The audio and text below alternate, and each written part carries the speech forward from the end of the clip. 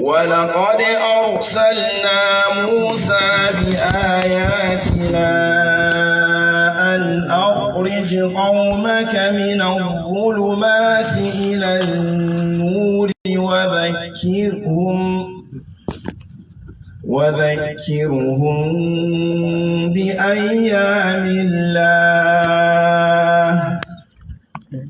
إن في ذلك لآيات لكل صبار شكور. صدق الله العظيم. جزاكم الله خيرا. اللهم ارحمنا بالقرآن. That's a very, very good recitation from our brother. So inshallah, before I hand over the microphone to our amiable pro, I was talking about the book earlier, which was called Skills Rather Than Just Degree. But the topic, inshallah, for today will be Startup Ecosystem for International Staff or Students. The doctor has been in the system. He's been in Medina, alhamdulillah. He was the head of technical writing in 2014. So he knows how it works, how your stipend is, how everything is like. So he wants to give you the scope beyond just going to class, beyond just waiting for the stipend every month. What you can do, what skills you can learn, then remove the L and learn later and start N. So inshallah, I'll give the mic to the doctor now, and please let's pay attention. Jazakumullah khairan.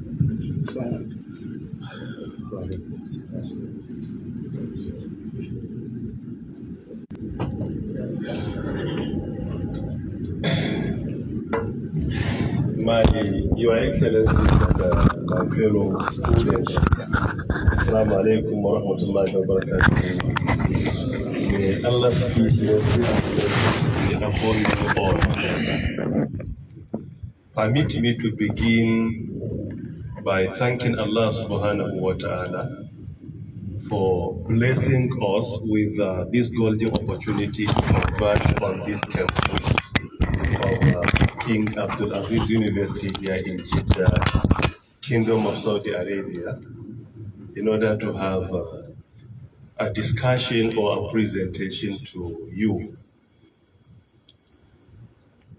After that, I also want to use the opportunity to appreciate the Kingdom of Saudi Arabia, particularly the King and also the custodian of the two holy mosques, and also the Crown Prince, for giving scholarship to many students, particularly postgraduate students all over the world, to come to the kingdom and study either religion or sciences.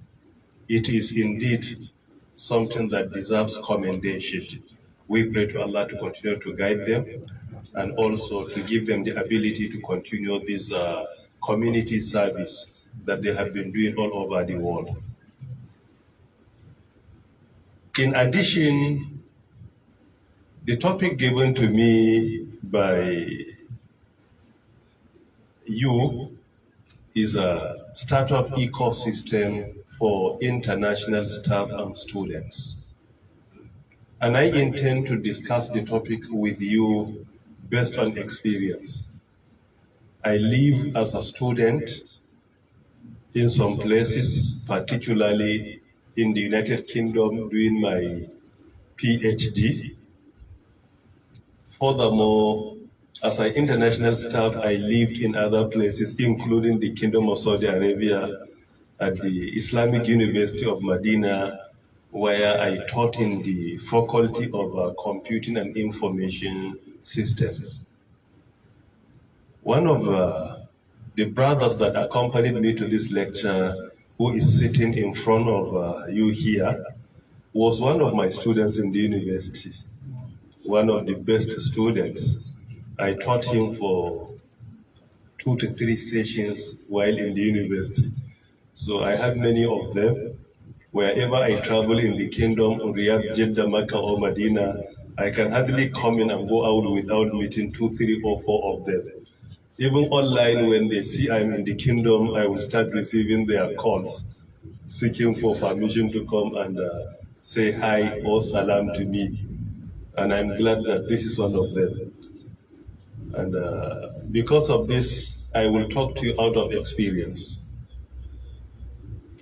Furthermore, before we go deep into the topic, there is need for us to provide just a brief background between humans on one hand and technology on the other. As we all know that the most beneficial of all of us is the one that is more beneficial to others. In a hadith which has been reported in Sahih al-Jami', hadith number 6662, our beloved Rasulullah sallallahu alayhi wa alihi wa sallam says, Khairun nas man yanfa'uhum. The best of people are those who are beneficial to others. It is because of this, wherever we find ourselves, let us try to be beneficial to humanity. Being beneficial to humanity doesn't mean you could not be able to get anything worldly. You can make use of your time, your intellect, to come up with an innovation that can change the world, and at the same time, Almighty Allah will also reward you. It all depends on your motive for doing that. It is because of this, before we speak on the topic, we need to always remind ourselves, in any community we find ourselves, let us try to be beneficial to others. Let us be beneficial to humanity. Take, for instance, as a student or as a staff, you traveled from your country, either in Africa or Asia or Europe or America, to the Kingdom of Saudi Arabia to study here in King ABDUL'AZEEZ University without any aircraft, with any car. You only travel, if you are lucky, to be on donkey or on horse, as the case may be. Look at the difficulty of this travel.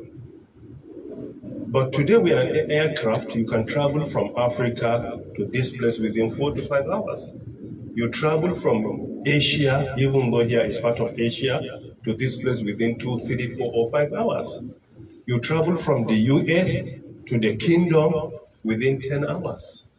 Without this innovation, without this invention, it can take you years to arrive here. Let's assume you create an aircraft. You invent an aircraft with a good intention of serving humanity. And today people are traveling all over the world using it. Only Allah knows the quantity of reward you are going to gather. So because of this, when we talk about being beneficial to others, it doesn't mean you could not get anything worldly or materially or economically. You can get it. But through your innovation, through your effort, you could be able to change the lives of millions of people all over the world. Briefly, if we are to review what we call industrial revolution in the world before we speak on the topic, it is important to remember that the first industrial revolution, what is being called as Industry 1.0, commenced officially around 1784 in the 18th century, and it continued up to around 1849. Before Industry 1.0 or first industrial revolution in the world, people were only surviving on agriculture, trade, and mostly trade through trade and barter, trade by barter. And the only system that the world knew at that time was only monarchy. Farming, trade, using trade by barter, and only monarch system. people were living without any significant development. Up to around 1784, the first invention that was done, which brought about the first industrial revolution, was the invention of steam power or steam energy by James Watt. He invented an engine that was generating power. Before that invention, people were using humans' muscles and animal muscles to convey commodities from one point to another. But with an engine today that has been invented on your car, in your boot you can carry a lot that your neck cannot afford to take it. And you drive your auto vehicle without any burden or any pressure on you. Are you following? Yes. So steam power and steam energy is to allow people to move from one point to another or to convey a very huge luggage from one point to another without unnecessarily feeling the burden of carrying it. Today, look at the driver of a car, for example, or lorry, for example, or what we call trailer, for example. Using his power, he cannot be able to drive it, even if it is an empty one. But with this invention, you will discover a driver that his weight is not even up to 80 kilograms, could be able to drive without so much utilizing his energy. Why? Because of this invention of steam power or steam energy. On that one, around 1787, there was an improvement on that invention by someone called John Fitch. He invented a ship around Delaware River within the area of the United States of America. After that, with 3 to 4 years, there was another invention of what was called Perseverance, commercial ship that was conveying people from part of Europe up to the US. So the first industrial revolution brought about what is called steam power or steam energy. Largely, the first industrial revolution took place in the United Kingdom. And there was even a competition between Manchester and Liverpool at that time, around 1789. Competition over the invention of a rail line. That competition took place in Liverpool and Manchester in the UK. At the end of the first industrial revolution, then the second industrial revolution, or what we call Industry 2.0. Second industrial revolution commenced around 1850, that is in the 19th century. The major inventions of the second industrial revolution were, number one, electricity. Number two, combustion engine. Number three, exploration and mining. Number four, the invention of a telegraph.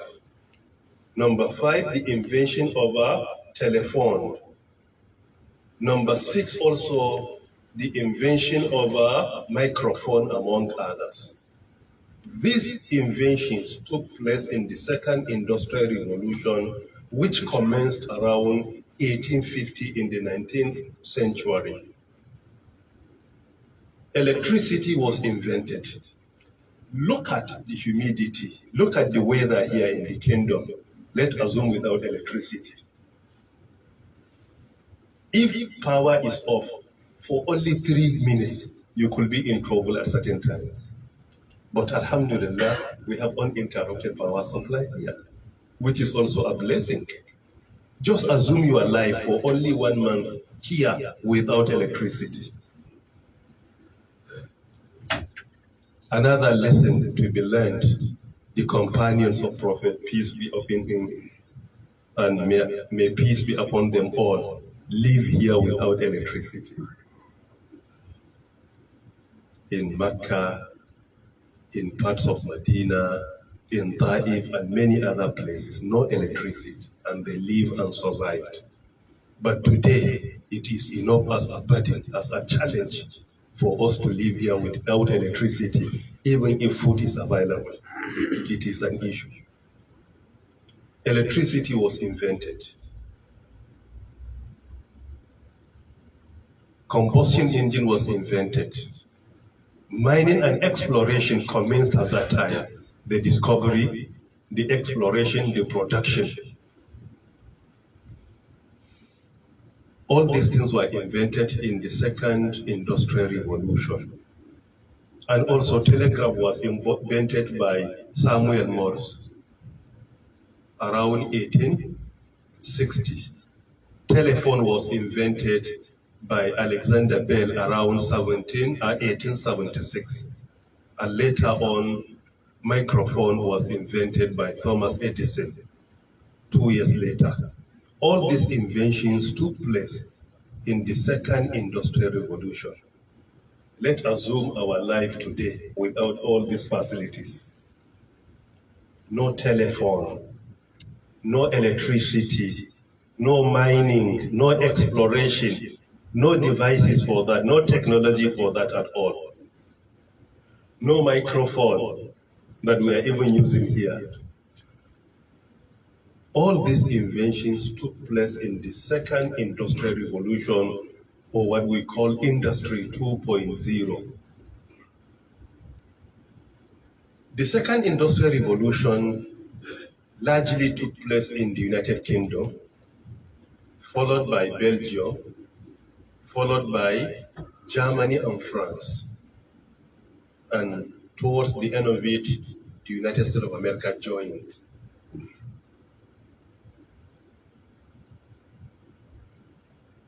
However, this is what has been documented officially about first and second industrial revolution. But I always argue that there was an industrial revolution in the Muslim world prior to the first and second industrial revolution in the world. But many writers either intentionally ignored it or didn't know. If you look at the writers about industrial revolution, most of them ignored the industrial revolution that took place in the Muslim world. There was industrial revolution in places like Cairo over 3,000 years before the first industrial revolution. Without technology, no way that pyramids in Giza will be constructed. There is no way. And what will amaze you, even the materials, look at the size of the blocks used there, the bricks. They were not from there, they were brought from Aswan, more than 400 kilometers from Giza. There was an industrial revolution in Baghdad. There was an industrial revolution in Andalus. Modern day Spain, starting from around Madrid, Malaga, Granada, Sevilla, Valencia, Cadiz, Zaragoza, among others, accommodating the entire Portugal and also some parts of France, like Lyon. There was industrial revolution. If you read the history of the Muslim world, you will discover that in these three major cities, there were inventions before the first industrial revolution took place in Europe. However, many writers ignored that completely. It is our collective responsibility to investigate more, conduct more research, and bring out the invention that took place in the Muslim world prior to the invention that we have witnessed today in the world. The second industrial revolution was halted by the Second World War. Then, after the Second World War, we moved to the third industrial revolution, which took place around 1960. that is in the 20th century. The third industrial revolution largely was about computerization or automation. The third industrial revolution is also being called as Industry 3.0. Third industrial revolution brought about computers, World Wide Webs, HTTP, Internet, among many others. So the third industrial revolution largely was about ICT, the invention of computers, Internet, World Wide Webs, HTTP, among others. What is relevant here with the topic of our discussion? Internet emerged. You can hardly point out a single inventor of Internet because it was more of a collective effort from many institutions, universities, and personalities. But what has been documented in history, Internet started from a group of students.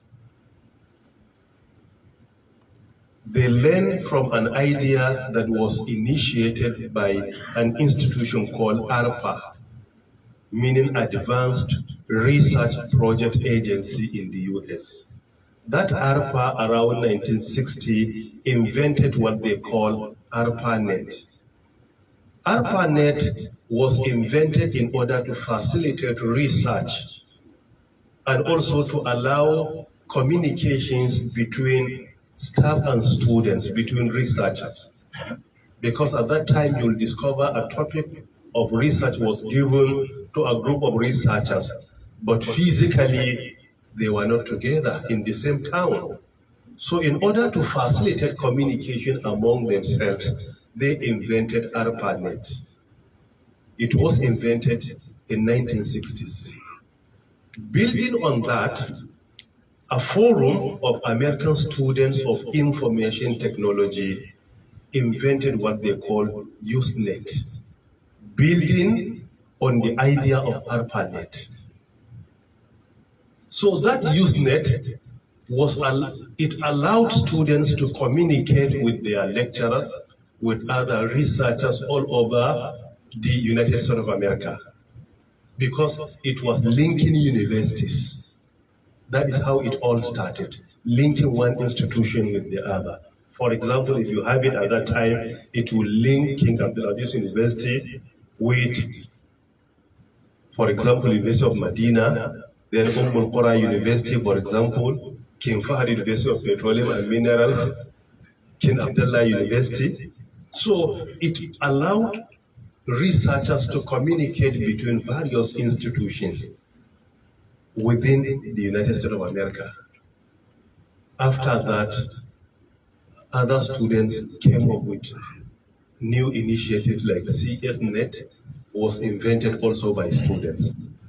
These inventions started like what we call today as startups. It started as a startup. What is startup? Startup is a company that has been established by one or more people at the initial stage of its development. Any company you establish or any idea you come up or any innovation you come up with, at the earlier stage of it is what is called startup.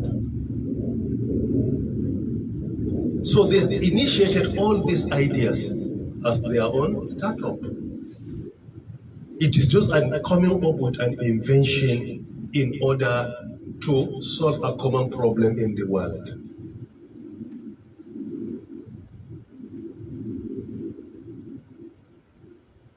Then the fourth industrial revolution. The fourth industrial revolution arguably commenced in the early part of the 21st century.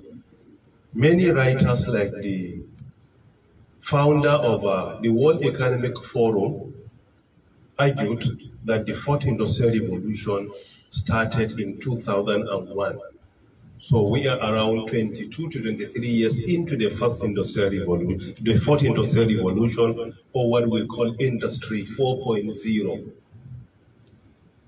The fourth industrial revolution is largely about ICT as well. However, with more emphasis on disruptive technologies or emerging technologies.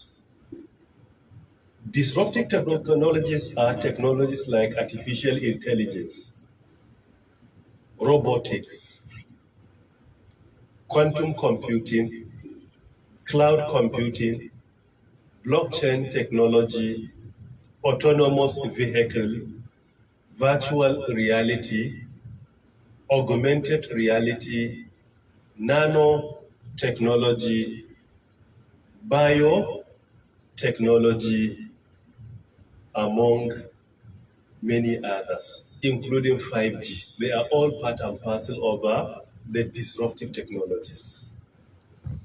And if you look at the disruptive technologies, they are also changing the world significantly. Look at the quality of 5G today when it comes to communication. Today with 5G, robotics, and artificial intelligence, a surgery can be conducted. The distance between the surgeon and the patient is no more a problem. Early this year, I was in Riyadh, and I visited their smart hospital. It was mind-boggling indeed. The way it allows communications between patients and their doctors in the hospital. It is one of the best initiatives I have seen as part of the fourth industrial revolution. And it is here in Riyadh, in the Kingdom of Saudi Arabia. I spent over 3 hours in the hospital with the managing director going round, visiting one part of the hospital to the other. Today, surgery can be conducted. The patient is here in Riyadh, while the surgeon could be here in Jeddah, while the surgeon or the doctor could be in Riyadh or in the US or in the UK or in any part of the world with real-time communications. Recently, a surgery was conducted on Parkinson, which involved even opening a brain, while the gap between the patient and the doctor was over 4,000 kilometers, and it was done successfully. Today, with disruptive technology, sometimes you don't even need to travel for holiday. You can travel virtually. You convince your wife if you don't want to spend money. Try to convince her that we don't need to travel and spend our money. We can travel virtually with virtual reality and augmented reality. I was once in Sharm el-Sheikh in Egypt using virtual reality, augmented reality. I visited Cairo from there. I visited the pyramids in Giza. We went to Marsa Alam for our holiday virtually. We went to Garda virtually. So if you can convince your family, you can save your money today. You don't need to travel physically, but you have to get ready before you convince them because it's not easy. So this is all about technology. Remember our hadith that I earlier recited. خَيْرُ النَّاسِ مَنْ يَنْفَعُهُمْ. Let us assume all these inventions were done by you. Only Allah knows the reward you are going to get from it, because it is changing people's life for the good. So now we are in the fourth industrial revolution. In the third industrial revolution, few countries entered and joined the second industrial revolution's countries. Japan and Australia joined the third industrial revolution. In the fourth industrial revolution, we had many new entries. China is part of it. South Korea, Kingdom of Saudi Arabia, UAE, and definitely 4 countries in Africa are not far from the developed countries for the first time. And indeed, Nigeria is one of them. This is just an example that we are not far. If you look at the quality of invention coming out from our young innovators in Nigeria, is really, really encouraging. And it tells you that if we maintain the tempo, the future is very bright. Invention is all about make use of your time, your intellect, partake in critical thinking, identify a complex problem. When you identify the problem, engage more in critical thinking, particularly creative thinking or thinking out of the box, and come up with a solution to that problem, a unique solution, an innovative solution to that problem. This is what people have been doing all over the world. Partake in critical thinking, identify complex problems. That is why soft skills are very important today. In so many places, soft skills are more valuable than even the hard skills.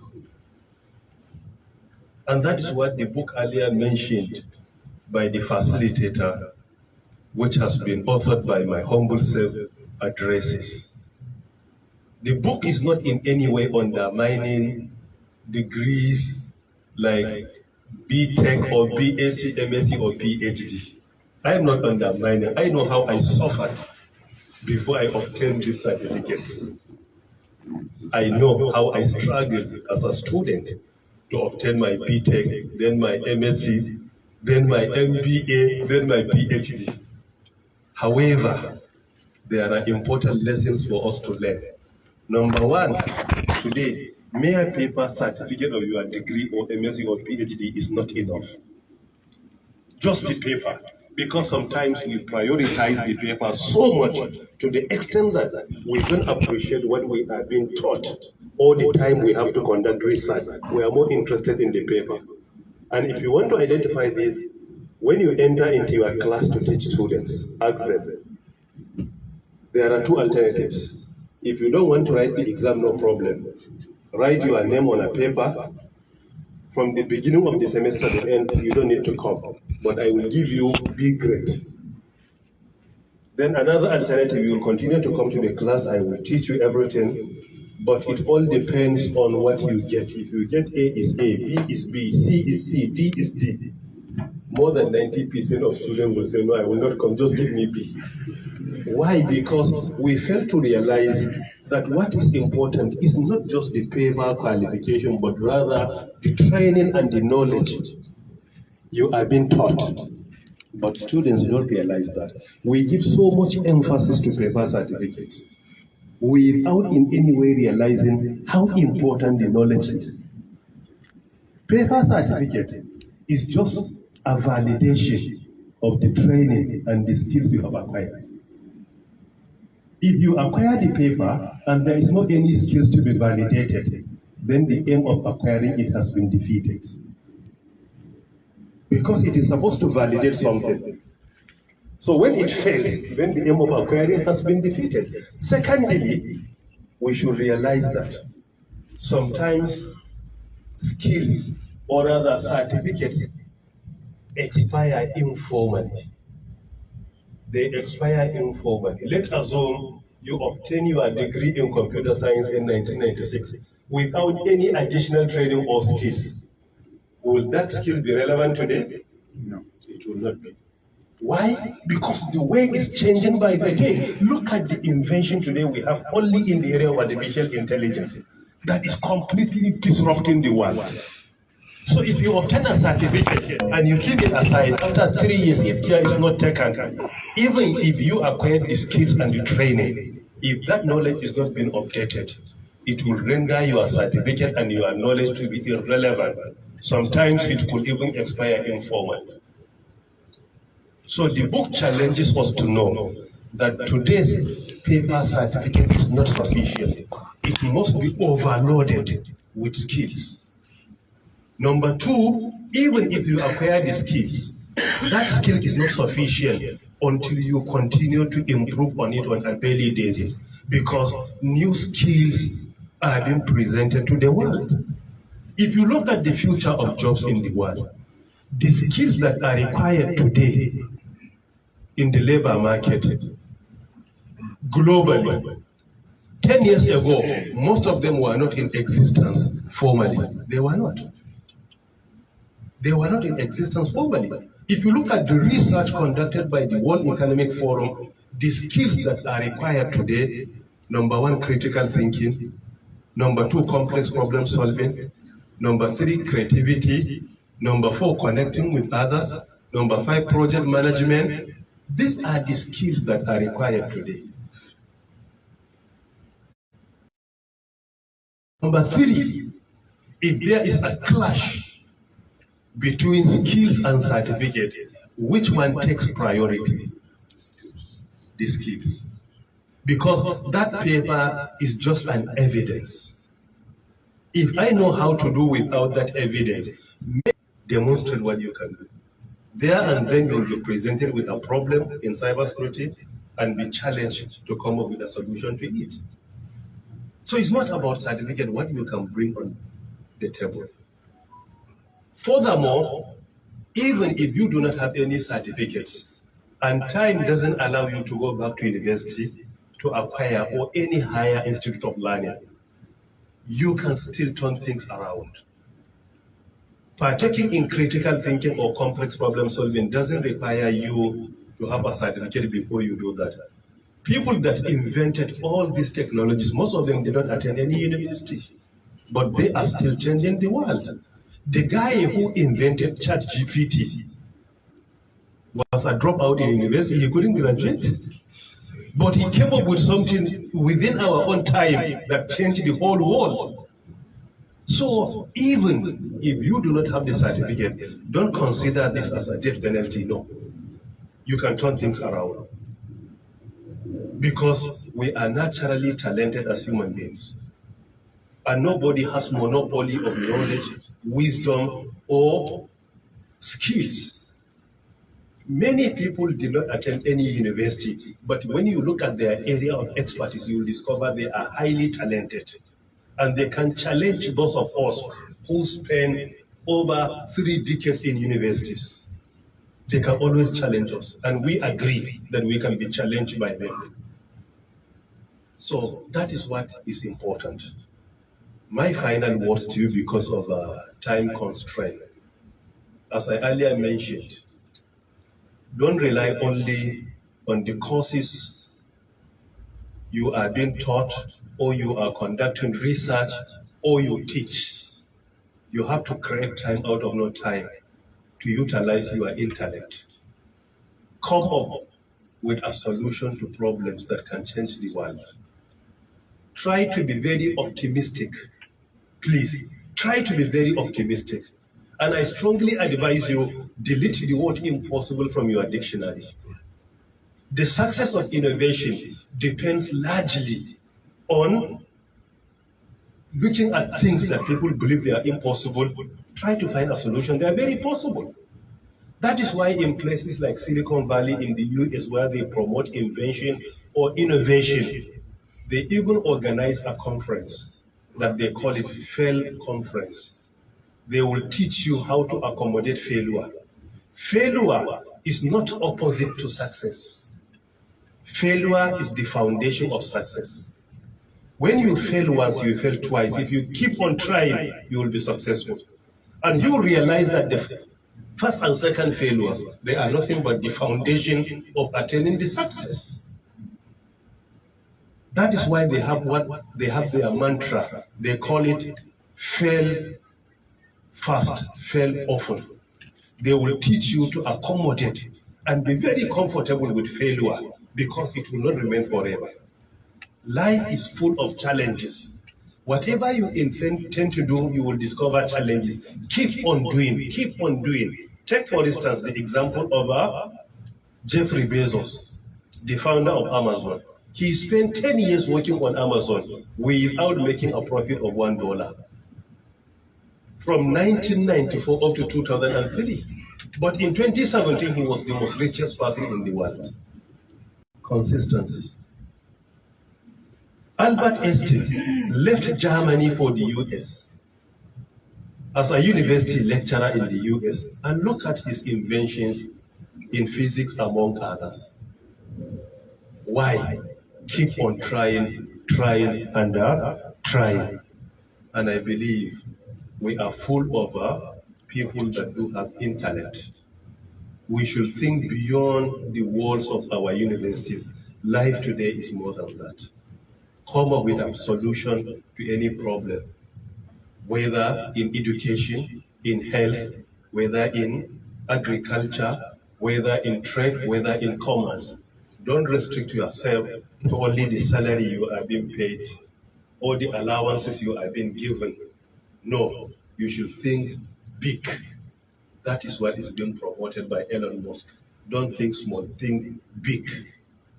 And I believe that if you are optimistic, you will be able to do something that will change the world in your area of expertise or even outside the area of your expertise. And I do hope that the few words are beneficial to all of us. Thank you for listening. May Allah's peace, mercy, and blessings be upon you all once again. Please, let's say a big Jazakumullah khair to our professor. Please, I need to hear us very, very well. Please, let's say a big Jazakumullah khair to him. Jazakumullah khair. Thank you so much, Jazakumullah khair. We really appreciate it. Fortunately, time isn't on our side, or on our side rather. But this is a very, very great discussion, whereby you talk about the startup idea and the fact that you don't limit yourself to just class. Oh, sorry, we don't limit ourselves to just class. So we are friends of each other. Startup idea doesn't just come with someone. You know your friends, we know our friends, engage with them, start something. Things start from somewhere. And inshallah, I believe we will all be successful, not just on SATs, or not just on first class, second class, or far and all of that. So in short, is what our professor was trying to say is skills is now the new currency to the labor market. You might even know your MSc and you don't get the job, but then you get your skills and you are earning big, more than someone who even did his other degree. All right, so inshallah we'll be moving to the question part. We'll make it very, very short because of Isha. And there was one thing I forgot to say. The professor's book was reviewed by the president of Microsoft, the person of Brad Smith. So it's a great book, and inshallah, I believe our professor rather, will find a way for the book to get to us as the students, even if it requires us to buy it. No problem, you have some copies. All right, just confirm. Please, let's just say another Jazakumullah khair. It's a very, very great book, mashallah. So if there is anyone with questions, please let us know. All right, so we'll be taking the first two on this. Jazakumullah khair. Okay, 3.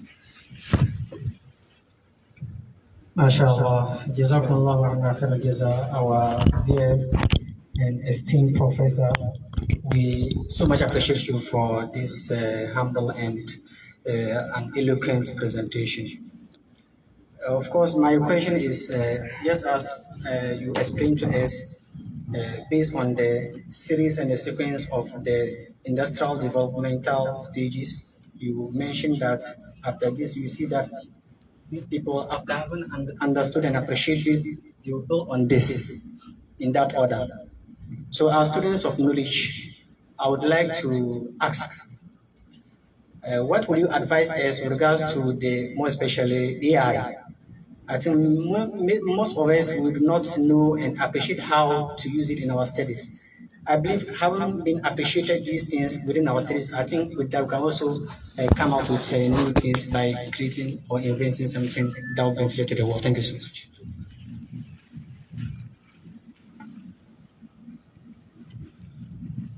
May Allah's peace, mercy, and blessings be upon you once again. Because of time constraint, I will not be able to speak on a larger scale. However, artificial intelligence is generally about coming up with an invention that can behave the way human being behaves. Something that will come and substitute human beings. Today, if you look at some developed countries, even in their airports, you will have machines. You don't need to encounter people. You will go physically from a machine, get your boarding pass, you scan your bag, and at the end of it, you submit it. And if you look at their gates, in some places, you don't need to come through anybody but machines. So these machines are somehow substituting what human beings have been doing in these places. So this is what artificial intelligence is all about. When it comes to research, there are so many artificial intelligence solutions that are relevant to your research. ChatGPT is one of them, and there are so many of them. So if you go online, you will discover at the moment we have over 20 artificial intelligence solutions that are applicable to research, whether literature review, whether on your methodology, whether you are referencing, whether your analysis, and what have you. So there are many of them. So what is important in this kind of presentation is not to provide all the solutions, but to give you some tips on how to move around. So with these tips, go and conduct your research about AIs that are applicable to your area and how you can improve on that.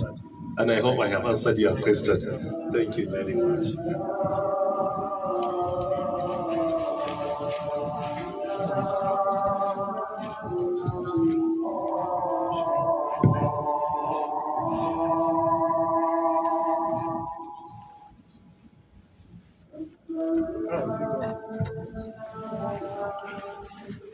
Thank you so much, Professor, for the very insightful and impactful lecture. We say Jazakallah khairan, may Allah bless you. I'm so happy. Why? Because we have the former Minister for Communication. Allah brought you from Nigeria in front of us to specially answer this question I've been meaning to ask for a very long time. Coming from Nigeria to Saudi Arabia, if we look at their database system, you'll be amazed. You'll be astounded because of what they have really put into the database system here. So I want to ask, beyond the NIN process in Nigeria, are we really putting great effort in getting our database system to work in the real sense? Thank you so much, sir.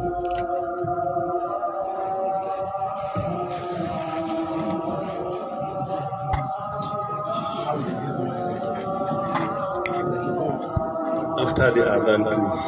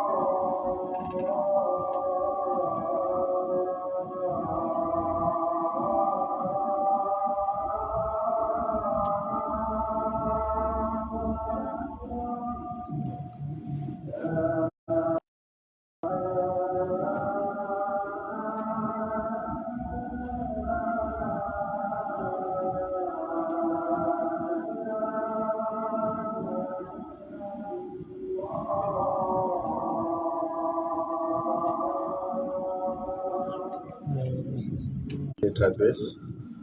I strongly agree with you that the effort is highly commendable when it comes to the establishment of their national database, and the way they utilize it is indeed very commendable. Furthermore, also our effort, like in Nigeria, deserves to be commended. 2023, the end of the administration of President Muhammad Buhari, we reached over 101 million enrollments in the database. We increased that enrollment by more than 62 million in less than 3 years. while we inherited only 39 million in 13 years. And no single kobo was released to us by government to enroll people, only thinking out of the box on how to come up with initiatives to increase the enrollment. Because I know national database is key to the success of any responsible country. In the UK, they have their national insurance number. I obtained it while in the UK. Here, they have their ICAMA number. If you go to the US, they have their social security number. If you go to India, they have their Aadhaar number. If you go to Pakistan, they have their Nadra. So you will discover that each country has its own form of national identification number that is key. So in Nigeria, as at the end of May 2023, our enrollment was 101 million people, an increase over 62 million in less than 3 years, while we inherited 39 million in 13 years. And that 13 years, based on record, government spent over 100 billion naira to enroll 39 billion. But within my time, I increased by 62 million.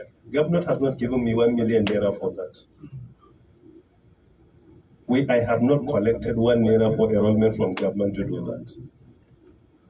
The only intervention provided by government was to replace some facilities in the national data center, but not enrollment. And even that facilities we replaced due to the lack of fund was less than 20 was required. But still, we attend 62 million enrollments within less than 3 years, 2.5 years. What is the total population of Saudis and also expatriates, including here, is 62 million in 2.5 years. And the whole database here is 37 maximum. So most probably, we even achieve almost 200% of that in less than 3 years in Nigeria, in spite of so many challenges. When we started the enrollment, even the campaign against us, campaign of calumny, because many criminals were not interested to be part of the database. Campaign was sponsored against me, but I resisted. I said, you must do it. Today, it becomes normal. For your passport, you have to get it. Driver's license, you have to get it. SIM card, you must get your national identity. But before, it was nothing like that. And we did not initiate the policy. The policy was introduced in 2011. When it was introduced, the then policy makers were threatened and they withdrew. On 2018, it was reintroduced. The then minister said, no, I will not sacrifice my life because of this. He was receiving many threats. When I started, within the first 1 month, Mr. President was telling me he received over 40 petitions against me by criminals. They don't want to be part of the national database. I say, you must be. President, I was explaining to you, say, don't explain. I know how important it is, and I directed to you, go and do it. And I resisted. So it is not as easy. Criminals do not like to be part of any national database. Any effort to do that, they will not accept it, and they will fight against it. But at least with what we have achieved here, so far I believe is very commendable. Particularly in the database, you will discover we have captured our citizens within the age of 15 up to around the age of 60. It is most probably the most important category of people that you want to have their own identity at your disposal. Younger ones, they hardly commit any crime. Elderly people, they hardly. But this age bracket is where 99% of the challenges are. And we have them in the database. And I believe with what we have left behind, and I believe the subsequent administrations will continue to build on that legacy and take it to greater heights. Continuity is key. In this kingdom, they have no problem of continuity. But our system in Nigeria is not the same. But if we are lucky, we will try to maintain any good policy of any outgoing administration, because it's not about political parties, it's about Nigeria. Whatever is good for Nigeria, in respect of the party that initiated, we have to continue, because we are to serve our country and we don't have any place better than our countries. That is for those of us that are from Nigeria here. Thank you.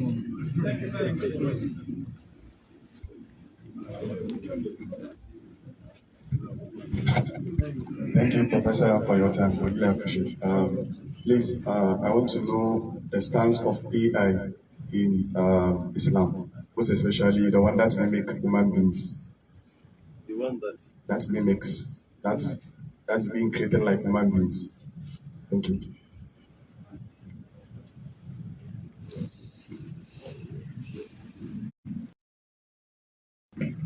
I am not here for any fatwa. The topic given to me is startup ecosystem for international staff and students. However, you have answered your question clearly. How did you answer? You have categorized it clear. التصوير ممنوع في الإسلام.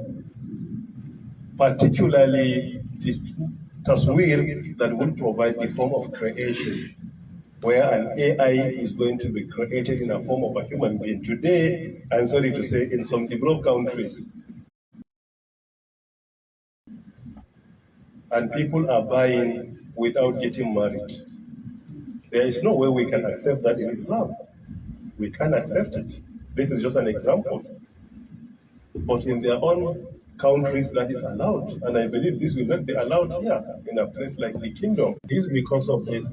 Any AI that has been created or invented in the form of a human being, that is not allowed if it has a form of the creation. Secondly, any AI that has been created in order to substitute marriage, whether male or female, that is not allowed, and Allah knows best. This is the last question.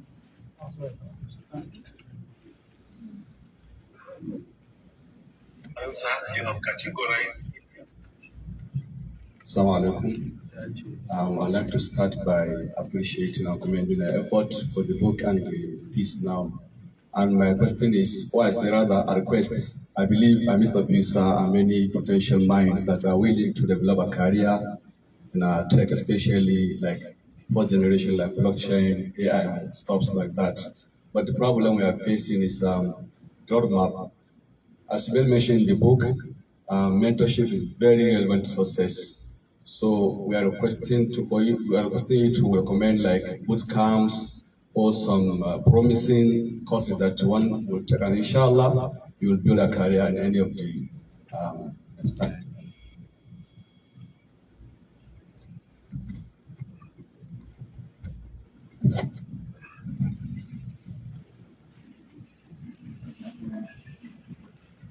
May Allah's peace, mercy, and blessings be upon you once again. I'm glad to hear that you are so passionate about creating a career in the fourth industrial revolution, particularly blockchain technology, among others. This is very commendable. In order to save time, I will recommend a book for you that will guide you in achieving that. The book has been authored by the Chairman Emeritus of Cisco, John Chambers, entitled as Connecting the Dots. Connecting the Dots is a very important book. If you can get Connecting the Dots, read it carefully, adopt the lessons, I strongly believe that you could easily be successful in your career. Secondly, in that book, I spoke on mentorship. If you go through, you'll discover mentorship doesn't require you to be physically with your mentor. The success of Bill Gates largely depends on his first encounter with Warren Buffett. Warren Buffett is the most successful investor in recent history. He just met him. Bill Gates met Warren Buffett. The first time he met him, he asked him to recommend a book that when he reads, he will be successful in his business. Immediately, Warren Buffett recommended a book to him entitled Business Adventures, which has been authored by John Brooks. Bill Gates said the entire success of his business depends on that recommendation by Warren Buffett. Only a book he recommended to him. So sometimes mentorship doesn't need you to meet physically or every day with your mentor. That simple recommendation is sufficient to turn your life around. It's very possible. So this is some examples. And I believe mentorship here is key, whether directly or indirectly. You can have a mentor without meeting him, going through his lectures, going through his biography, his history. All these things are very important. I have been pushed recently by some of our mentees to document certain things about my career, even though it's not my biography. But I have authored a book which has been entitled as A Scholar's Journey Navigating Academia. I only documented 20 years of my academic career after graduation to where I was then. It's only 20 years. The book is in the press. It could be available, inshallah, by the end of this month of September. So in that one, I have documented certain challenges in life, decisions being taken, and many more. And I believe that if some of our students and young innovators and mentees will get it, definitely they will realize that if you keep on pushing, Allah Ta'ala will take you to greater heights. And I have no doubt about this. And I hope I have answered the question. Thank you. All right, thank you so much, Jazakumullah khair. So for the copies of the skills rather than just degrees, I don't have sufficient copies here in Saudi. There are very few. However, if you have anyone coming from Nigeria, I will provide sufficient copies that will go around, inshallah. So if you have anybody coming, even if I'm here, by tomorrow or a day after, the books will be delivered to him in Abuja or anywhere, inshallah, so that he can bring them. Thank you. all right, thank you so much, Jazakumullah khair. And we'll have a vote of thanks and closing prayer from the Rais, the president of the Nigerian community. So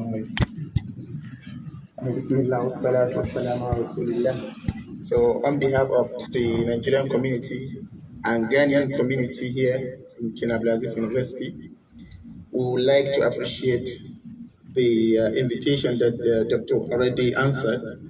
We are highly glad for his invitation, for his acceptance to arrive here due to his time limit.